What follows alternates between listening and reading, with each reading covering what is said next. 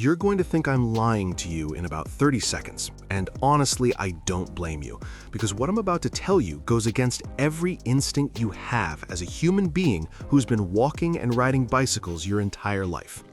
To turn right on a motorcycle, you push the right handlebar forward.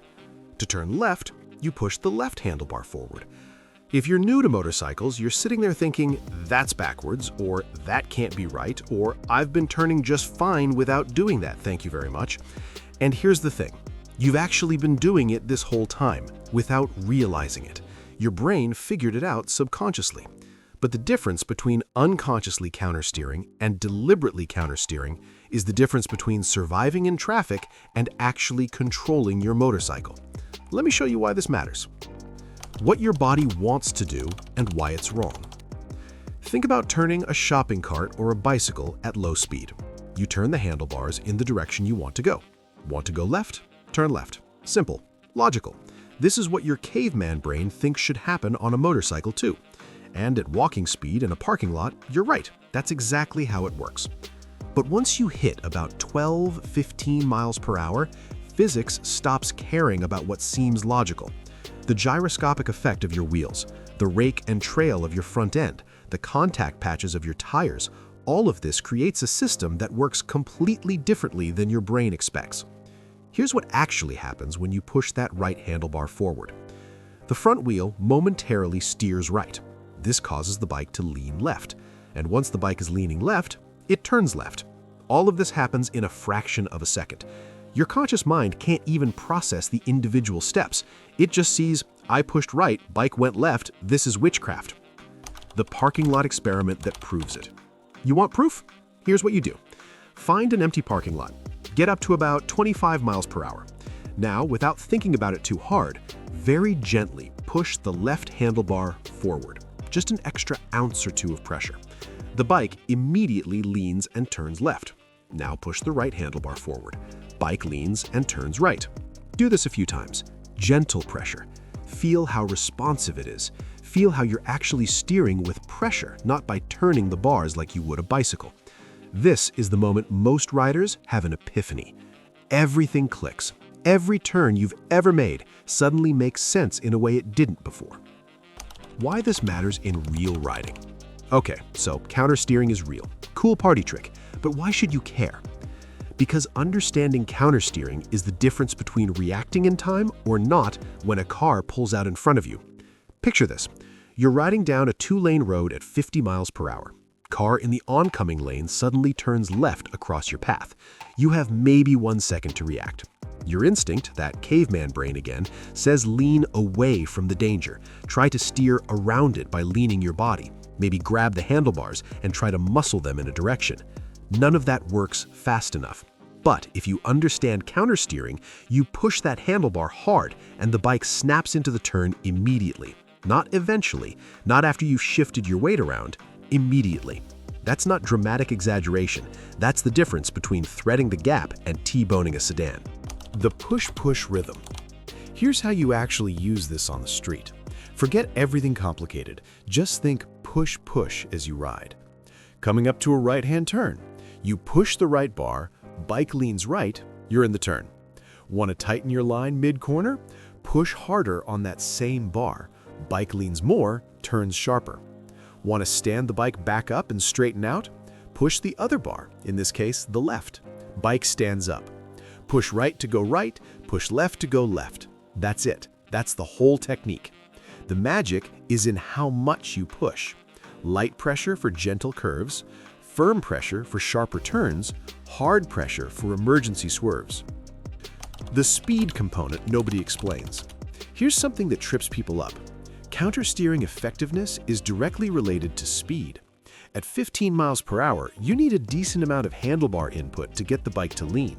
At 40 miles per hour, barely any pressure gets you the same lean angle. At 80 miles per hour, the bike is so eager to respond that you're basically thinking at the handlebars and it's turning. This is why highway riding feels different than city riding. The bike becomes more responsive as speed increases, which means your inputs need to become lighter and more precise. New riders often make the mistake of getting tense and stiff on the highway. They death grip the bars, and then they wonder why the bike feels unstable and why every little input causes these big dramatic movements. Relax your grip. Light pressure. Let the bike do the work. The common mistakes that slow you down. Mistake number 1. Trying to steer with your body instead of your hands. You've seen it. Rider comes into a corner and they're leaning their whole upper body into the turn, maybe sticking a knee out, really performing. Meanwhile, their arms are locked and they're fighting the handlebars. Your body position matters for weight distribution and balance, but it doesn't steer the bike. The handlebars steer the bike. Push the bars, let your body follow naturally. Mistake number 2, tensing up in corners. When you're nervous in a turn, you grip harder. When you grip harder, you can't feel what the bike is telling you through the bars. And you can't make smooth, precise inputs when your forearms are cramped and shaking. Loose hands, firm enough to maintain control, light enough to feel feedback. Think about holding a bird, tight enough it can't escape, gentle enough you're not crushing it. Mistake number 3, looking at the ground right in front of your wheel. Where you look is where you go. This isn't motivational poster nonsense, it's actual physics. Your body subconsciously makes the micro adjustments necessary to go where your eyes are focused. Look at the obstacle, you hit the obstacle. Look at the exit of the turn, you make it to the exit of the turn. The slow speed exception. Everything I've told you applies above about 15 miles per hour.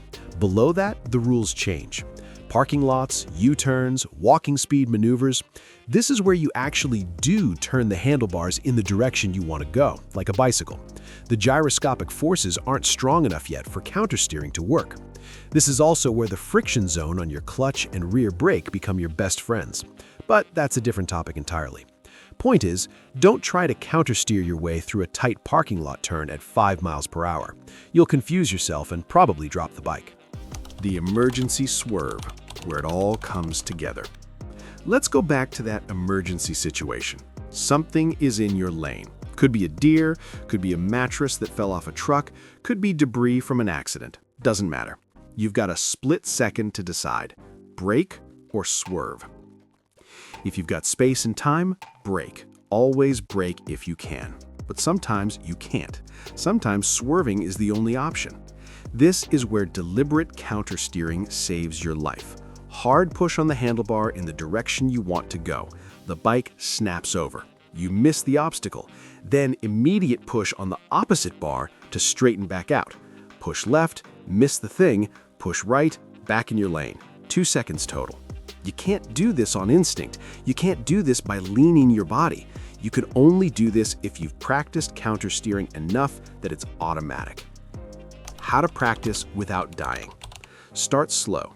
Empty parking lot, 20 miles per hour, gentle pushes on the bars, just to feel the response. Graduate to lazy figure eights. Push left, turn left. Straighten out. Push right, lean right, turn right. Repeat until it's boring. Then tighten those figure eights. Push harder, lean more, turn sharper. Feel how much handlebar pressure it takes to get different lean angles. Finally, practice emergency swerves. Set up cones or use parking space lines. Approach at 30 miles per hour, hard push to swerve around the obstacle, hard push back to straighten out. Do this until your heart isn't pounding every time. The goal is muscle memory. When panic hits, you don't have time to think through the steps. Your hands need to know what to do automatically. The truth about advanced riding. Here's what separates okay riders from great riders. It's not how fast they can go in a straight line. It's not how loud their exhaust is. It's not even how far they can lean in a corner. It's control, precision, the ability to put the bike exactly where they want it, when they want it there, every single time. And all of that starts with countersteering. Deliberate, conscious, practiced countersteering. You want to be smooth? Master this. You want to be fast? Master this. You want to be safe? Master this. Everything else, body position, throttle control, brake technique, all of it builds on this foundation. Because if you can't control where your bike goes, nothing else matters. The final word. Next time you're out riding, pay attention to what your hands are actually doing. Feel that push on the handlebar. Notice how the bike responds instantly. Realize that you've got more control than you thought you did. Then use it, practice it, own it. Because once you truly understand countersteering, not just intellectually, but in your hands and your muscle memory, you'll never think about riding the same way again. And that moment when it clicks, when you nail a perfect corner and realize you placed the bike exactly where you wanted it with just a thought and a gentle push, that's when riding stops being scary and starts being art.